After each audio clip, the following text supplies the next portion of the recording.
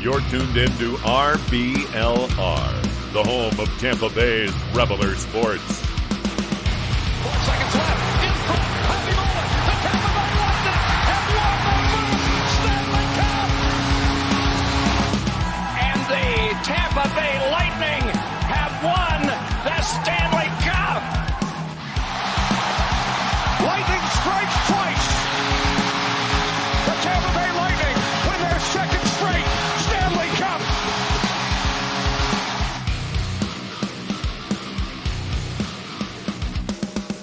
Hello, everybody, and welcome back to RBLR Lightning. As always, my name is Jake Ricker. Alongside me is Jose Macaro and Matt Gannon. Guys, welcome back to the show. We're finally back all together again. We had a couple of different weird weeks for a little bit, but we got a full, healthy lineup, and we're ready to go. First and foremost, though, guys, how you doing today? Hey, the gang's all here. What the heck do we care? Welcome back, guys. It's good not having the responsibilities of hosting the show and be here just for a little bit of comic relief instead. Joe, I thought you were going to take Jake's job. You did a fantastic job filling in for him. You really did good. I appreciate it. No, my job is just to make him feel uncomfortable so he continues to perform week in and week out. I don't want those sort of responsibilities. Gotcha. The good backup goalie is what you are. That's There it. you go. Well, we got an action-packed episode for you guys today, recapping all the games, of course, taking a look at our 3 stars and see what's coming up for the Bolts. Because, guys, it's the officially last month of the season. I can't believe I'm saying it already. We got the playoffs right around the corner, and everything is going to be coming to a close in just a little bit. But even though things are winding down for the regular season, it still feels like things are ramped up to the max right now with the playoff race and all these teams fighting for these so important points. So I say, let's jump right into it. Let's get into these game recaps. And the first one we got, the Lightning taking on the Boston Bruins. They've been so hot over the last couple of weeks, and they had another tough opponent with the Bruins. But they came through big in this one with a 3-1 win. The Lightning, and it was not necessarily the stars that came out in this one. A couple of the young guns stepping up, that bottom 6 scoring.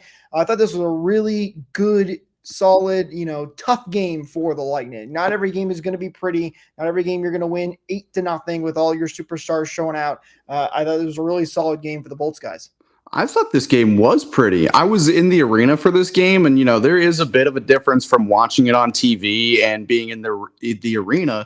Being in the arena, you do still miss some stuff. But from what I could tell, inside of Amalie, this was one of the better games they played all year. I thought it was a very pretty win. I thought they locked things down, didn't give Boston a whole lot of opportunities.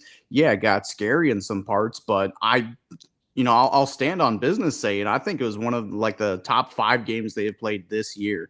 I could be wrong. It could be that in-arena bias. The place was jumping. It was as hyped as I've seen it. Since the playoffs, it really did feel like a playoff game in there. So I'm extremely happy with that game. So I don't know if I missed some things, if there were some errors that were made, but from what I saw, it was a 95% good game. I'll say that, I'm not an apologist by any means for the Bruins, but they definitely looked tired after that battle that they had against the Panthers the night before. So I don't think that we saw the best that the Bruins have to offer. But at the same rate, the guys did come out and play their, the game that they needed to play in order to beat the Bruins. Looking at some of the statistics here, 38 hits for the Lightning. Oh my God, they put some punishment into the Bruins, and Jeannot was out there absolutely wrecking guys. He got 5 hits on the night. 4 of them were on Frederick's face. Oh my God. Yeah, that was a brutal fight. Once again, Jeannot just showing why he should be holding the heavyweight title right now. Lilleberg had 5 hits, Chernak with 3, Isamont with 3, and then Glendening with 4. They're, people, Stamkos even had 4 hits. They're, physically putting it to the Bruins, and, it really wore the Bruins out, because by the time about the midway through the second period, I'd say you could see the Bruins were starting to come unwound a little bit and run a little bit out of gas. Yeah, a physical game. It's always a physical one against the Boston Bruins. I mean, how much more could you expect? Matt, it was a great game. I'm thinking you're thinking it was so good because I'm sure your fantasy team did so well. Am I somewhat on the right page? I mean, Braden Point scored, and I think Victor Hedman got an assist, so it doesn't hurt. There you go. I do want to talk about Mitchell Chafee as well, not Shafi or whatever the heck TNT wanted to call him that day, but he was really, really impressive. Running around in the ice. He's always been a kind of like a little mix of Isima and Gord, being able to, that high energy, even a little bit of Hagel maybe too. But he was able to capitalize in this game, which was a huge goal for the Lightning to get themselves on the board, get that first goal. Boston ended up tying it later in the game, but still a massive goal to start off, and he continues to impress as a rookie. He kind of reminds me of Ross Colton a little bit when the Lightning had him come up and help out so much that year in that playoff run. Will he be able to match what Colton did in that year? I don't know, but he's shown definitely some positive signs on the offensive side with the rookies. That might be the best comparison, Jake, is Ross Colton. We do throw around the Gord and the Asimon, tagline a lot, but it's for guys that play like him. But yeah, the Ross Colton comparison, that is good because he likes to lay the body and he's got a nose for the net. And I don't think he has too many assists, but he's got 5 or 6 goals on the year now. And he could be a consistent, if he does, stay in the lineup. He's already stealing, Connor Sherry's job. If he does stay in the lineup, let's say for a full year or something, I could see him potting between, 15 and 20 goals or something. He might be the perfect third line kind of guy. And he really is. I think I said it in the chat. He's I'm starting the Mitchell Chafee fan club. He's just a meat and potatoes kind of guy, for being undersized. He still likes to hit. And again, a nose for the net. I'm really a big fan of this guy. And you said it that he's starting to take Connor Sherry's job, which I think it's also because he's become a little bit more defensively responsible as well. He's a relatively young guy, 26 years old, but he's also adding a lot of size from Sherry, where Sherry's about 5'9"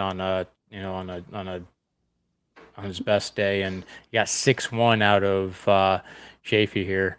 That's a big difference when someone's hitting you with that. And we saw that Sherry wasn't doing a real good job with separating guys from the puck. A lot of people are hating on him because he just seems like nothing happens with him on the ice. And I've kind of come to his defense in a sense where that's not necessarily the worst thing when you've got a team that keeps getting scored on and defensively just was not sound. But now that they're actually starting to work the system a little bit better, we've talked about this, how it almost seems like they have more freedom with their positioning in the defensive zone from the way the season started. Now they're starting to flow better, having someone like Chafee in there where he can be a little bit, I guess, more ambitious than what you get with Sherry has been a good thing. And I mean, we'll talk about it more and later. You can see that he gets rewarded by coach for it as well. We've talked about many a times, that we mentioned the Tanner Jeannot fight, and I wanted to bring that back up again because it was such a big moment in this game. And Jeannot has gotten some hate from people, myself included, because of the high price tag.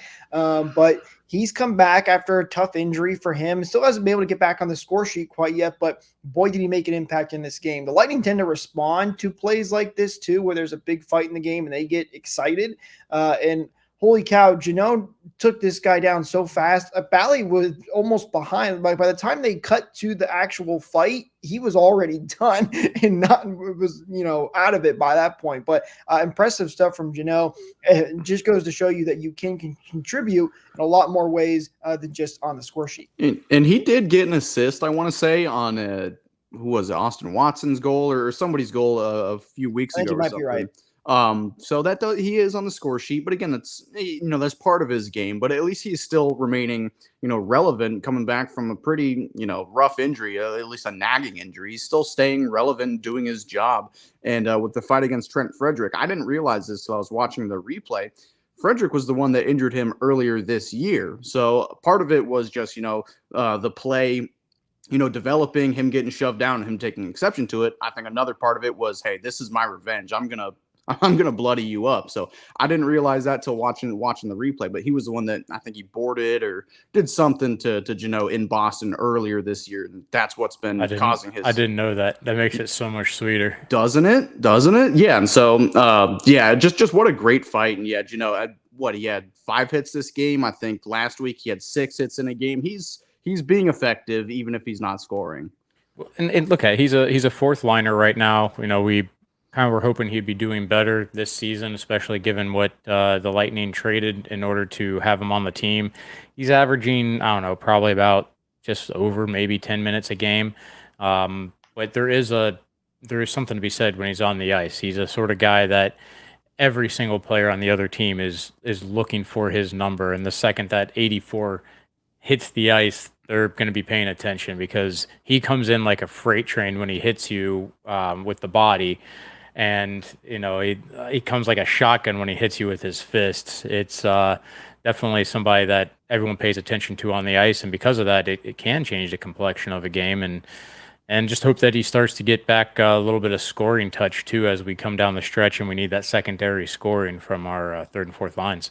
And it does kind of suck that he, has been relegated to the fourth line. We were expecting somewhere in that third, possibly second line area this year, again, with the price tag we paid for and what he's done in the past. That's what we're hoping for. But when you look at it, Luke Glendening at center and Tanner Jeannot and Tyler Mott on the wings, that's a meaty fourth line. I would hate to be matched up against that. Like, those are guys, Tyler Mott especially, both, Tyler Mott and Luke Glendening. Defense is their game. For being forwards, defense. That's all they're thinking about. I would hate to be a top line guy and have to match up against those. If, the two defensive guys don't get me, I might get run into the boards by Tanner Jeannot. I would hate to be that. I love this fourth line.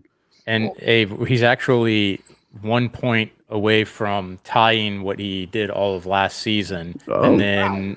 Yeah, so if he gets 2 points in the next, 10 games that are left, he'll actually have his second best season all time. In half the amount of games from last year, which is pretty good.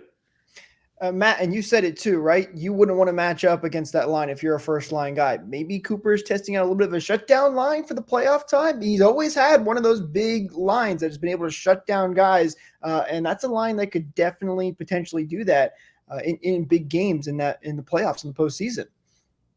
Absolutely. I mean, defense wins championships. It's not the star-studded, offense-only teams. Look at the Lightning teams from a few years ago. It's that third line. It's the shutdown, the checking line, whatever you want to call it, with some scoring touch. We'd like a little bit more scoring touch, but yeah, that's what wins you championships is depth.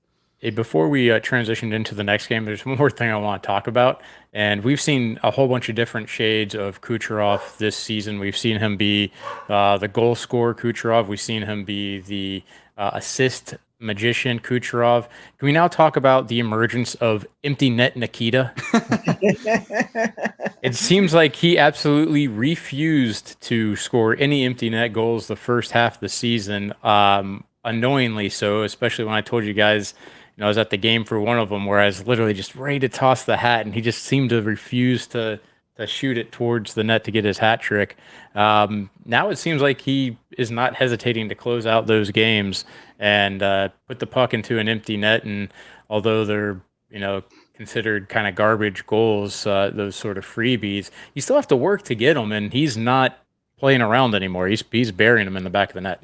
Wayne Gretzky and Alex Ovechkin, the two greatest goal scorers of all time, are the leaders of empty net goals. I mean, say what you want, free points, whatever. I mean, it still takes effort to make it happen. And, he was cherry picking a good bit for that empty net goal, but who cares? Goals are goals. They don't ask how, they ask how many. He knows this season is important. I don't know if it's for his ego or whatever, but he wants the Hart Trophy. He wants the scoring title. I can't blame him a bit for cherry picking and finally starting to be selfish. I don't know that he was necessarily super cherry picking on that one. No, I don't know. I noticed him because I was on the end that the goal was scored on. I noticed him before anybody. He was clearing away from everybody. Oh yeah, absolutely he was. But if you look at that, Hedman gets possession of the puck on his stick, and Cooch is on the weak side. So he's if you're facing the opposing net, he's on the right side. Hedman's on the left, and once it hits Hedman's stick, I think Cooch just went. He went at that point. So cherry picking, in my opinion, is when you're kind of hanging out at the opposing blue line waiting for it. He just left early, and then negated an icing, which was important too. Yeah. So it was like it was a smart play, And since the puck was he was on the weak side of the ice, so if the puck wasn't going to get cleared, he wasn't going to be near play anyway.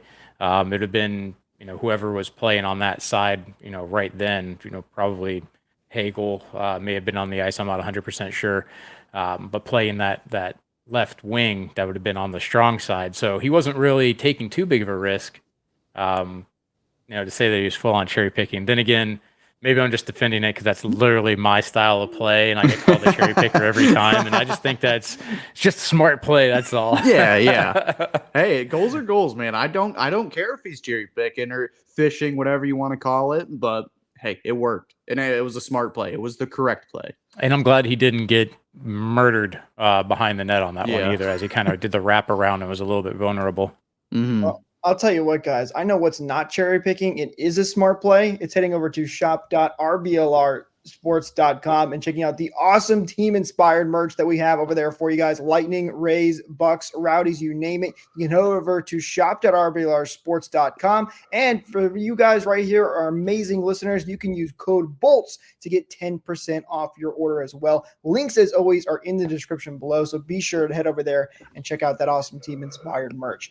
Joe, you mentioned the empty net goals. Kucherov kept scoring those empty net goals, by the way, as we get into the next game against the New York Islanders. Had another one in this one. The Lightning, another big game against a team that's racing for the playoffs, and they get another huge 2 points. 40 shots on net in this one. The Islanders did strike first, but the Lightning really controlled this game for a large majority of it. And even though the Islanders got on the board first, it did not end well for them. Lightning win this one 4-1. Another solid win for the Bolts, and they extended their point streak once again. Yeah, I mean, this is important points against a team that, are they completely out at this point, or are they Not still quite. fighting? They're like right there, They're not right? completely out, but they've fallen a lot more than they were just a couple of weeks ago. Nobody wants that second wild card, I swear. It really does feel that way, right? Let's see. So the Islanders are at 79 points versus the Lightning's 89, and then second wild card is the Caps at 82. That's some critical points for the Islanders, but man, they've just been, like you said, trying to piss it away with 3-6-1 in the last 10. Ooh. Sometimes teams get desperate, and this is the time that you should have just played Boston, right? They're basically battling back and forth for the top team in the entire league for the entire season. They've been battling that, and handed them a loss. You go and play someone like the Islanders, that could be a team that's just as hard. And as we see in the next game, it's another team that's really hungry for those points. They didn't play like it, though. I really didn't feel like the Islanders had that desperation. They had their chances, especially in the second period, which is a reoccurring theme here. But yeah, the first period, it was all Lightning. Well, I think, we set a record this year for most shots in a period with 21 to 4 shots, but we let them claw back into the game a bit. It wasn't a full 60-minute desperation, hey, we're fighting for our playoff lives kind of game, but it definitely wasn't, that first period style of domination. Like, they had a couple of odd man rushes, I think even a breakaway or two. Kyle Palmieri, he was the goal scorer. It was a bit of a bad goal. The Lightning did everything they could. It just bounced off of did it bounce off? No, yeah, bounced off Lilleberg and went into the net, I think. But still, they had their chances, but I still think the Lightning, again, one of their better games as well. They really knew what was on the line here. I know the Islanders are a bit too far out to really take the Lightning spot, but still, they knew the task on hand. Yeah, I mean, listen, 21 shots on net, as you mentioned, Matt, it was 21-6 in that first period. That can be frustrating for a team to have all those shots on goal and you're tied 1-1. At one point, you were losing the game at the end of the first period, but they held on. They kept pushing. They kept playing their game that they wanted to play, and they get another huge 2 points for themselves, and they were fantastic. Anthony Cirelli had a big game in this one with 2 goals and an assist as well. So Cirelli really making his name known. Speaking of other guys too, Darren Radish scored on the power play in this game. Cirelli had that was where his assist came from on that power play. So showing that the Lightning, they don't just score from the first unit. The second unit can get out there and get the job done as well. Yeah, the second unit, it seems like they haven't really had much time this year, especially in the later stretches of the year. Kucherov being out there for both units as well. But yeah, good for Darren Radish. I'm really starting to like turn the page on this guy. I'm like when he scored the goal, like he looked happy for himself, like he was smiling from ear to ear, and so was I. Like when Darren Radish proves me wrong, that's all I want from these guys is to be proven wrong. And so, of course, Bald Eagle, man, you got to get all aboard. I was eating I was eating my humble pie, but I enjoy it. Tastes very good. I love being humbled like that. Yeah, that second period push that the Islanders had, I thought Vasy had a really, really great game as well, because there were a few dangerous opportunities for the Islanders that he came up big for.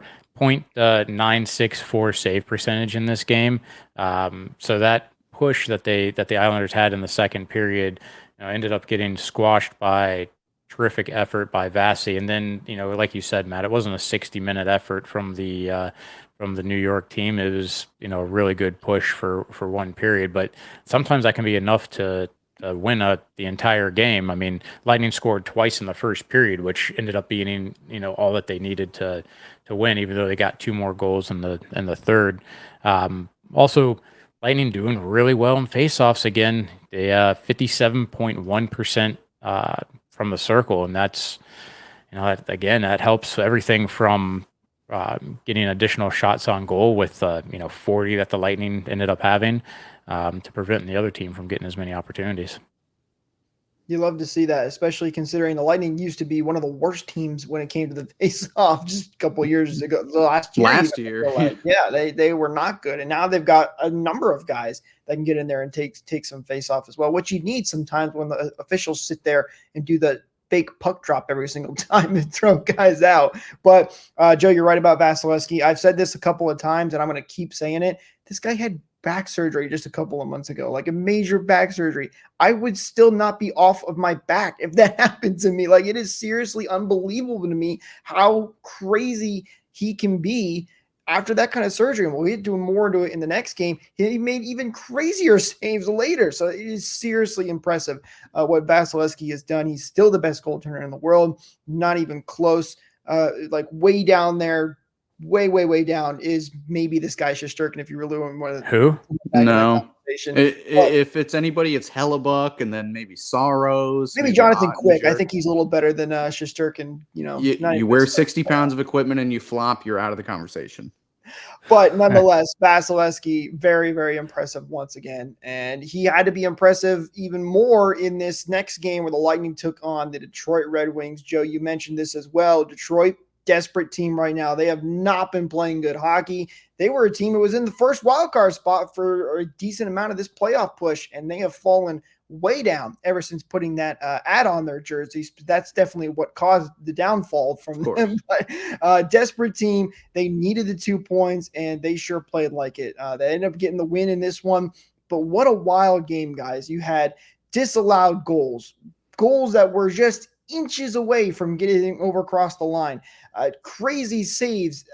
Yet a little bit of everything in this game. It was definitely entertaining, but unfortunately, all those darn Red Wings fans went home happy in this one as the Red Wings closed it out late and win this one by a final score of 4-2 and then get the empty netter.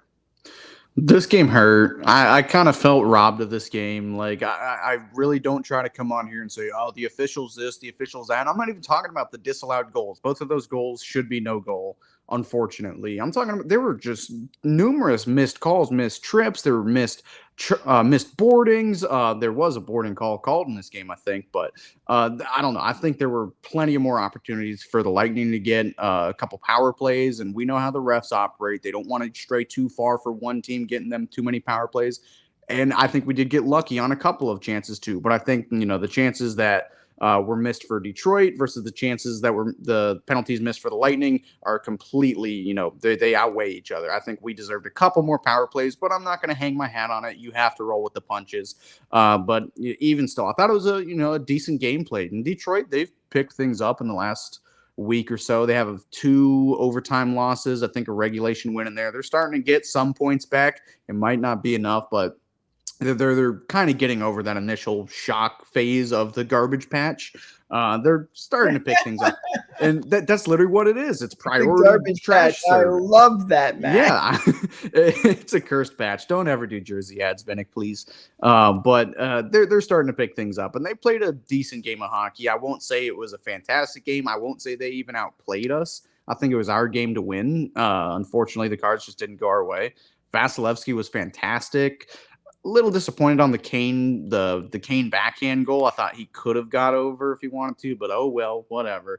Well, that's the magic of Patrick Kane for you. It that, is. That was very deceptive what he did, and I'd say probably only like Sidney Crosby has the ability to flick a backhand quite like Patrick Kane can and score in that manner. It just caught Vasy thinking that he was going to go back to the middle of the ice with the pass, and what a shot. The way I saw it, and it was really from only one angle, the first angle that they showed, or maybe it was just the live action angle, but I thought he could have got over farther to the post if he wanted to. I don't think he wanted to. You don't? Okay. Well, it went. Yeah, like, I think he was prepping for it to go back to the middle of the ice rather than him fling a backhand shot from that area.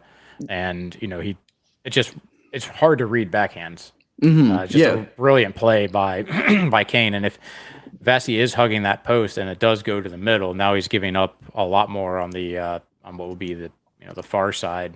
So it's just one of those. It's just a perfect play essentially by Kane for that one to go in. And with the way that Vasilevsky's been playing recently, I'm not going to nitpick. I guess I just did, but still, he's been playing fantastic recently. So I guess I shouldn't harp on that too much. But again, I just really think that we didn't lose this game, but unfortunately we lost the game. I was going to say there is one play I do want to harp on a little bit, and that is on Perbix. Perbix lost a guy that is really good in front of the net with David Perron. That's where he's always been most dangerous, is in front of the net. And, we talked about last game how important the face-off wins were. In this game, the Lightning were just under 50% for face-off wins. They're at 49.2. And this is that third goal that the Red Wings score. That's really a face-off win that I wish they could have had, because it was basically off that draw that a shot went to the front of the net. Perron got lost. He didn't even get lost. Perbix had body contact with him, just didn't have good enough position to prevent him from grabbing the puck as a rebound and putting it into the side. I really thought that Perbix could have done better there, because he just didn't tie him up. He didn't eliminate his guy. And Lilleberg was there too, but it wasn't really his man to take. So, God, that was a really tough goal to watch go in, because it was just a gritty, hard-fought goal, and we lost a battle that was literally just a one-on-one physical battle, and those aren't the ones that you want to see the team lose. Well, I do want to talk about what was probably one of the best moments this season for the Lightning that happened in this game, and that's when Anthony Cirelli, shorthanded, goes down and thinks he maybe scores a goal. It's really close. They're looking at the angles. The Lightning, Hagel actually was the one that pointed to it and said, I think that's in.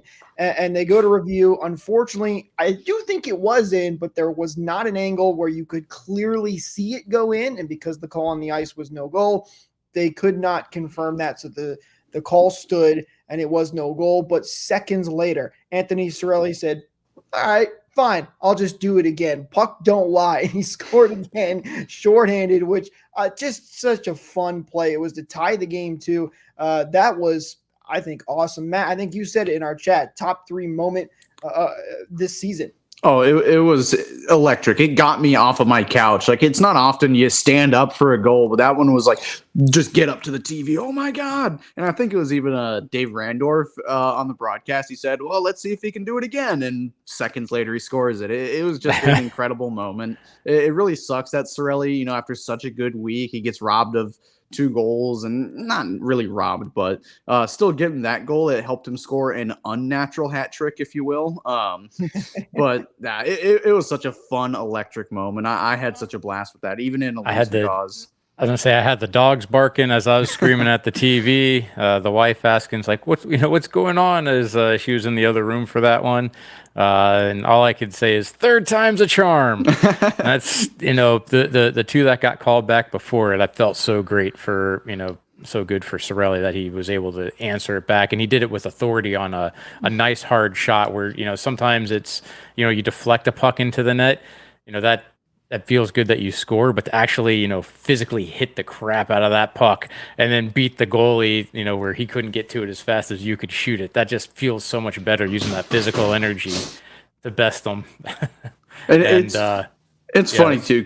Cirelli, hate me for saying this. He does not have a great shot. Like that's not what he's known for. I think it's about average. A lot of the goals that go in are, 5-hole dangle goals or something, whatever he gets on a breakaway. He is not a shooter, but that was a shooter's shot. That was a goal scorer's goal right there. I really did love seeing that from Cirelli. It's funny. I don't know if it was just me this year, but, I feel like Cirelli's kind of gone a little more under the radar, especially when you got like Kucherov scoring all these points that he has. But Cirelli is on pace to have one of not the best season of his career. He's on pace to beat his points. He's on pace to beat his goals. Like he is playing at an unbelievable pace offensively, especially. I think his defense maybe hasn't been as good as it normally has. I think his plus minus is a little bit low than it normally is, but offensively, Cirelli is up there and having his best year. He started off really slow. And he really hasn't started to put that many in until the later portions of this season. We looked at he actually has 5 goals in the last 5 games. Is that right? 4 goals in the last 4 games played, and he's got a total of 19 goals. That's like almost 20% of his goals scored just in the last 4 games alone. Sure. So he hasn't had I would say a breakout season per se, where you really want to see him get to the next level, but he has been showing quite a different gear that, you really need out of a guy making as much money as he's making, and he's been doing it for the last week or so. And a guy that's been helping him do it is Brandon Hagel. I mean, these guys have some really elite chemistry, even strength or on the penalty kill. These guys are really good together. They've showed some amazing chemistry recently. Well, and that's also been part of having Duclair basically bump Hagel down to the second line, if you'll consider it a second line. And also, I mean, in this Red Wings game, we saw Shafey get to play with Kucherov and point as well. And, he didn't play, I thought, poorly with them. I thought he was a little bit out of his depth, saying that, Shafey playing with Point and Kucherov isn't something that he's really used to, and having Duclair back down. But with Cirelli playing more regularly with Hagel and Stamkos, and he took all that time off in the beginning of the season. Maybe it just took a little while for him to find his legs. I was really down on him for a long time, saying that he's a third liner. If he keeps up at this clip, though, kind of like Matt was saying about Radish. Prove me wrong, make me put my foot in my mouth. I'd love it. Yeah, listen, he's getting hot at the right time, right? If you're going to get hot, this is the time to do it right now. And Cirelli's been doing that hands down. I want to talk about Kucherov. You mentioned him, Joe. He was playing on a different line. Well, he wasn't playing on a different line, but Chafee got the chance to play with Kucherov. It feels weird to say this, and he really didn't have a bad game, but to me, it seems like Kucherov wasn't his normal self. It seemed like he was getting a little frustrated. So that means you can just book a ticket to the bank that Kucherov is going to have a 7-point night coming up here shortly, because when he gets frustrated, he starts to play even better. I think that was a tough part for the Lightning. And Matt, you mentioned not getting a ton of power play opportunities too. I think that hurt Kucherov a little bit in this game. It just didn't seem like himself to me.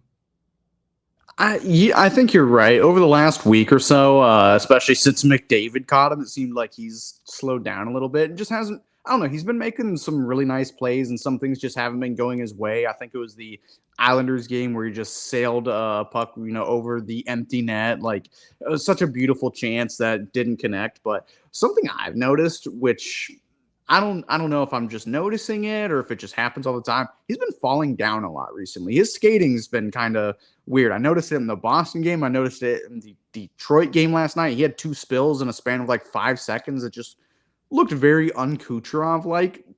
I don't think that's anything hampering his game or anything. It's just something in the back of my head that I noticed and had to bring out. One in this last game, it definitely looked to me like he lost an edge. Sometimes you can literally knock the edge off of your skate where you just can't put any you can't cut on that particular edge. So it's something that I think may have happened because he fell down turning the same way, I think 2 or maybe even 3 times in one of the shifts. Luckily for the way the professional gear is, and I mean, even with the rec gear for that matter, we saw Stamkos lost a skate blade, which there's literally like a little trigger that you can pull and it releases the whole skate blade. So you can swap them out really fast. It's pretty common for, at this point, for players to actually swap out their steel in between periods now and have fresh steel going for for every period of the game, which in in the old days you have to unlace them and completely get your foot out of the boot and then have them sharpened if you lost an edge. But I think that's what happened to Cooch in this game. Like, he was having some edge issues, and I wanted to touch, like, he has been sucking as of late ever since March 21st in the San Jose game. He's only been a point per game average since then. Cut him. Oh my God, that's terrible. Well, I was going to say, I think we should clarify. Listen, this is not a dig at Kucherov. He's been unbelievable, but he's held at such a high standard, and he is so good that when he does go down to a point, like, it almost seems like a point per game. We're used to Kucherov scoring 2 points a game. What happened here? I know Kucherov is still absolutely unbelievable. I'm telling you, he's going to have an unbelievable night coming up because you can tell when he gets frustrated. And I think he is a little bit right now because he had a little bit of a rough game. He's going to put up some points. He's going to get back to his old self, no problem. And it might be against Toronto tomorrow night. Like, this is a team that he likes to perform against. It's a team that he probably hates like everybody else. He's got that frustration building up. So it could be as soon as tomorrow, or I guess today when this comes out. Yeah, and that's a conversation that I want to hold on to, is how fun it is going to be for the finish of the season with McDavid and McKinnon and Kucherov talking about the points race. And again, the Toronto game's a big chance for him to go out and prove himself. Well, the Toronto game is going to be a lot of fun, and I was going to wait until we did this. We looked at the upcoming schedule, but let's talk about it now. Guys, we are doing our second watch-along ever here with RBLR. We're going to be out here streaming during the Toronto Maple Leafs game, so be sure to head over here, like and subscribe on YouTube so you don't miss out on that. It's going to be a ton of fun. We'll be talking to you guys, talking about the game. It's going to be so much fun. We had a great experience last time, and we'll be doing it again here at this game coming up here against the Toronto Maple Leafs on the 3rd, so look out for that. Is this a TNT? Go on, Joe. I was going to say that's something I'm going to talk about for sure during the broadcast when we're on. Is what a great finish to the season, and when's the last time we saw anything like this? But yeah, 1992 was the last time anything close to this race has happened. But is this a TNT game or nationally broadcasted game? It's Sun Sports. It is Bally. Okay. I was going to say that's even more of a reason to come hang out with us, but regardless, come hang out with us. So, all right, let's go to our 3 stars of the week for this week. Another week where the Lightning were playing extremely well. It's tough to pick sometimes when you got so many guys playing so well. But starting with our number 3 star of the week, it's a rookie. It's Emil Lilleberg, who was very impressive this week. He gets our 3rd star of the week. He was actually one of the top defensemen when it came to the Lightning on the stat sheet. 2 assists, a +2 on the week. Guys, if you look at his scorecard as well, to that defensive, or I forget what exactly it was called, the advanced analytics showed him have some really great games as well when it came to defensively, offensively, everything in between. So Lilleberg gets our 3rd star of the week. It's great that the analytics say that he's playing good, but all I care about is the eye test, and he's passing it. He when he first came into the lineup and just blowing guys up and just being positionally sound and just knowing what to do and being comfortable, loved it. And then he took a little bit of a slump. What are you chuckling at, Joe? Nothing, man. Okay.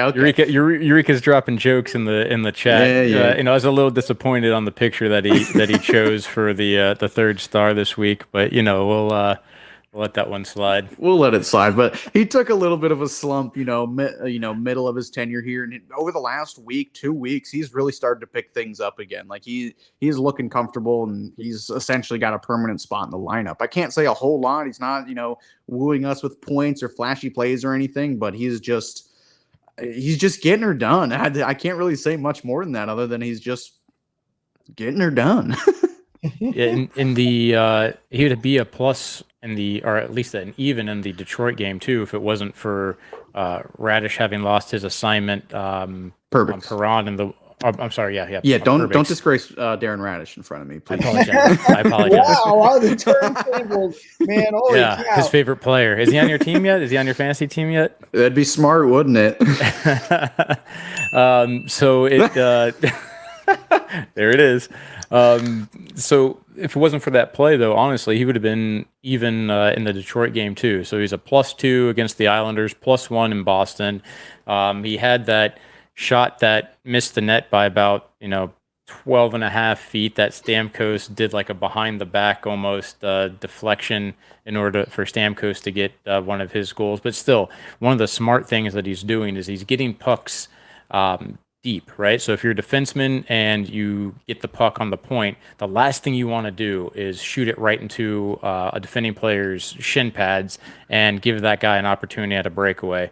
So while he might not be constantly hitting the net, so you're not going to see a lot of actual shots on goal, he's getting the pucks deep and putting them into smart places, because that's one of the most important things. You don't want to work really hard and get the puck in the offensive zone only to have your defenseman turn it over and now you're playing defense again. He did actually have 4 shots on net in the Detroit game, so maybe he was working on his accuracy a little bit. But this is a guy, man, I'm telling you, he's a stud. He's I've been so excited seeing how this guy's progressing. I think he's got what it takes to stay on the team long term.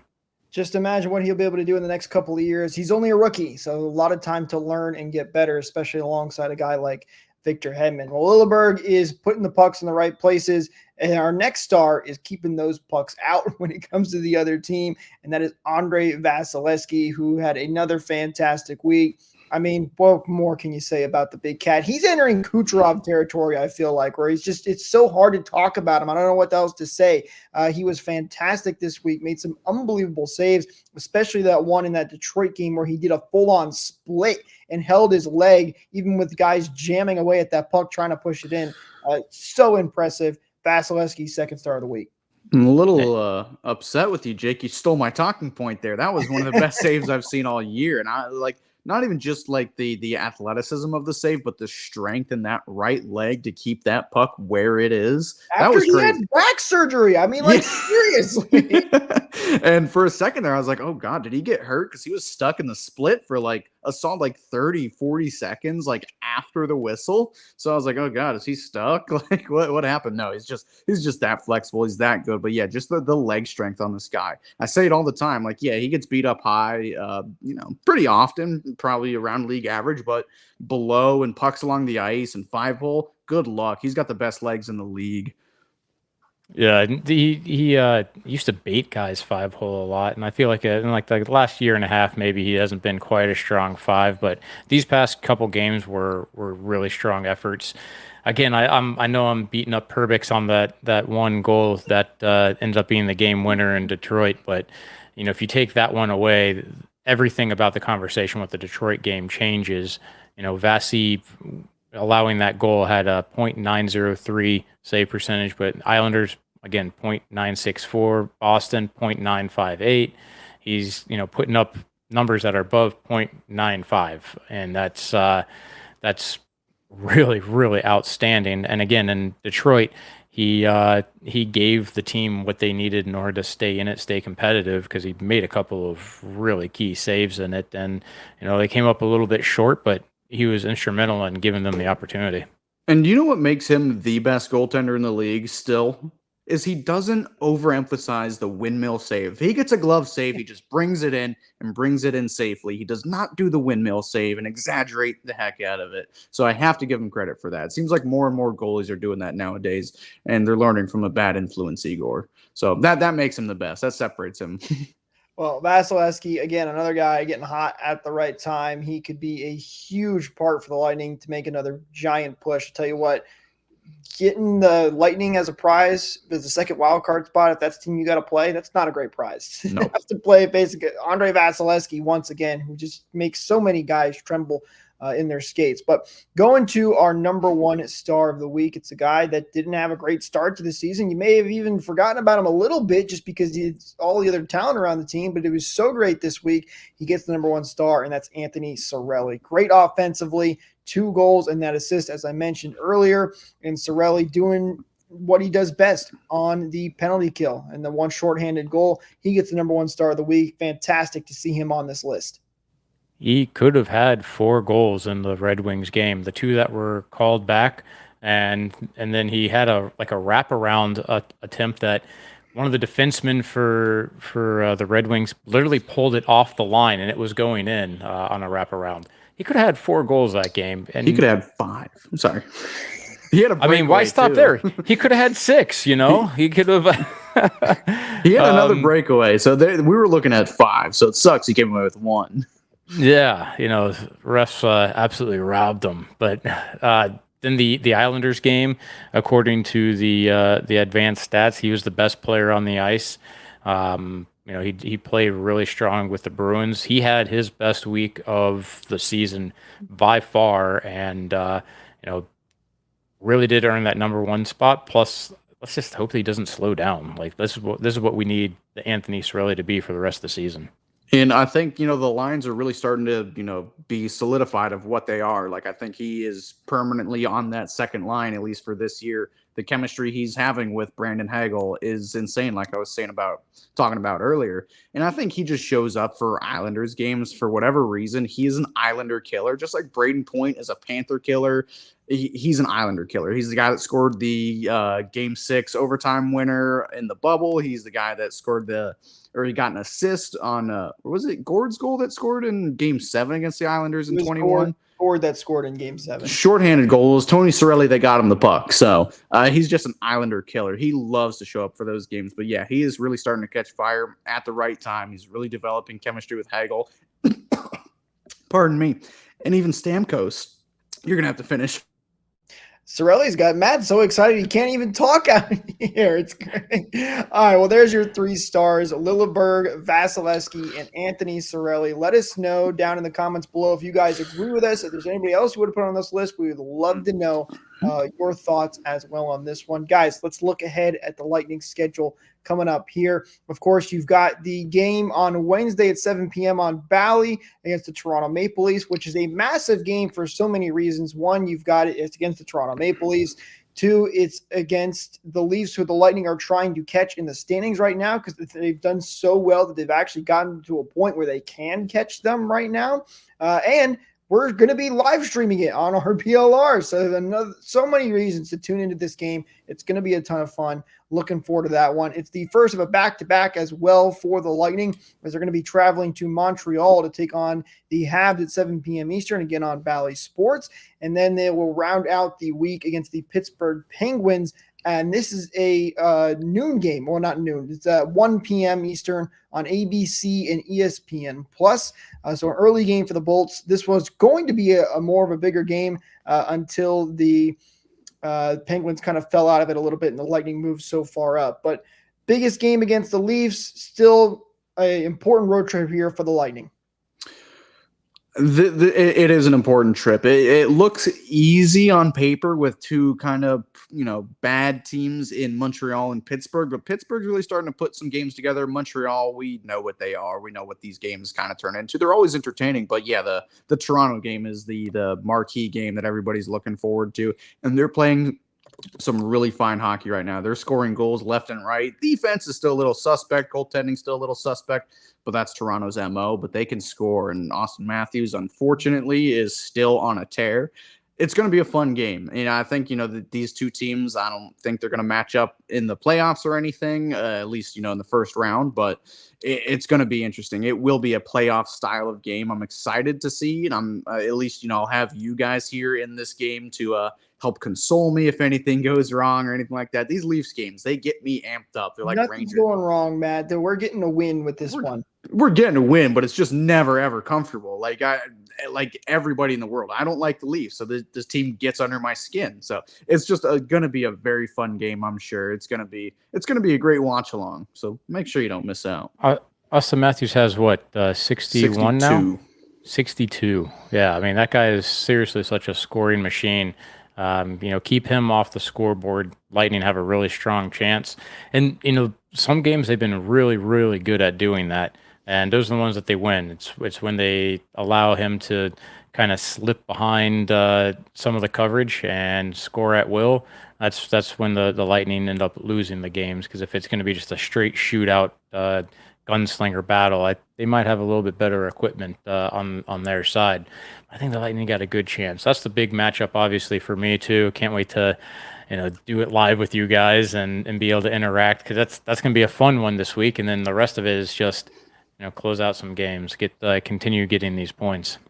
It should be mentioned as well that the Lightning did recall Matt Tompkins because Johansson is still injured. We had an emergency backup goaltender for that game against Detroit, actually, something you've almost, I don't think, ever seen for the Lightning. But I don't know when Johansson is expected to be back. We know he's going to be out Wednesday, but it'll be interesting, though, because the Lightning do have a back-to-back coming up.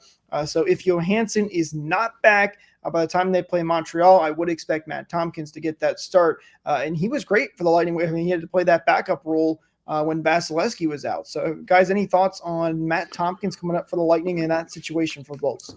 I wouldn't be opposed to seeing him get the start in Montreal. After all, his first and maybe only career win did come against Montreal, so maybe he wants to go back for round 2, go back for seconds. I wouldn't be opposed to it, but at the same time, I also wouldn't mind, Vasy getting both starts. Again, with only playing, 3/4 of the season, he might, you don't really have to worry about the rest or anything. We know he wants to play the games. You don't think so? You don't think so? You want Tompkins in? No, you put Tompkins in. You put him in. He's done it before. He's gotten a win. He knows what it feels like to get that win. What it takes. He's been with the team for the first portion of the season. I think you definitely give him that start.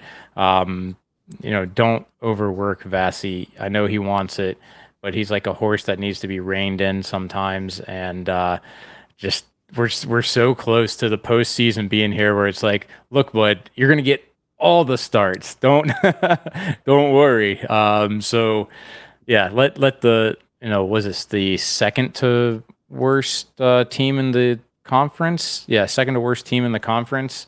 Give that start to your temporary backup goalie. Yeah, and it's not a team that you're battling with either, too. So if you do end up losing 1 or 2 points to them, so be it. Well, hopefully it won't come to that, Matt, and we'll have some great hockey to talk about.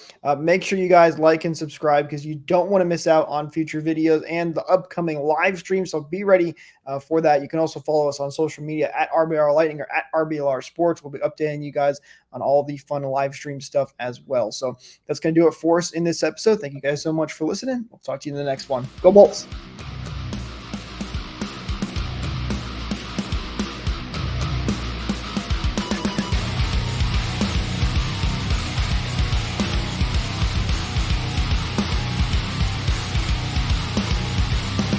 Thank you for tuning into this presentation by RBLR Sports. On your way out of the stadium, please remember to like and subscribe.